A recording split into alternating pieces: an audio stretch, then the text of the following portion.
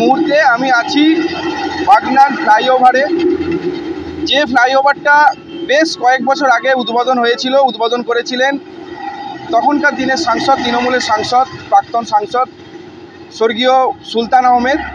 পাশাপাশি জিনিস জানিয়ে রাখবো, কিছুদিন হলো যাবৎ মানুষের চোখে একটা জিনিস ধরা পড়ছে, সেটা হচ্ছে যে একদিক দিয়ে ফ্লাইওভারটা রং করা হচ্ছে, ঠিক আর একদিক দিয়ে কিছু মানুষ যারা পান গুটকা নেশা করেন তারা কিন্তু সেই গুটকার পিস তারা ফেলে যাচ্ছে এই নতুন রং করা ওয়ালের ওপর।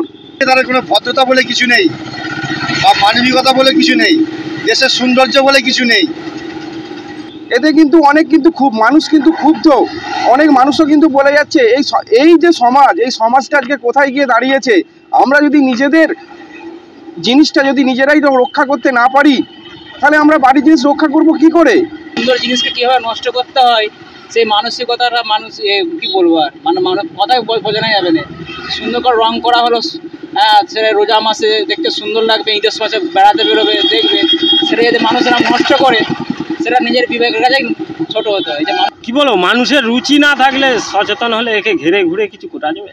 আজকের যে মিস্ত্রি যার সঙ্গে কথা বলছিলাম, যারা রঙের কাজ করছেন তারাও কিন্তু জানায় আমরা প্রতিদিন একদিক দিয়ে রং করছি, একদিক দিয়ে পানের পিক ফেলে গোটাটা নোংরা করে দিচ্ছে, আবার আমাদেরকে সেই ওয়ালটা এসে আবার নতুন করে পুনরায় রং করতে হচ্ছে। সেই পানের পিক ফেলেছে, আমরা ডেলি রং করে দিয়ে চলে যাচ্ছি, পরের দিন আবার সকালবেলা দেখছি আবার পানের পিচ ফেলে দিয়ে যাচ্ছে, পান গুটকা এইসব ফেলে যাচ্ছে। কিছু করার নেই, আমরা ঘষে আবার করছি। শুধু এইখানে না, উলুবেড়ে যে হাইওয়েটা কাজ হচ্ছে ওইখানে একই সমস্যা, উলুবেড়ে আরও বেশি ফেলছে, এখানের থেকে আরও বেশি। আমার শহর বাগনান থেকে রূপম দাস, কলকাতা টিভি।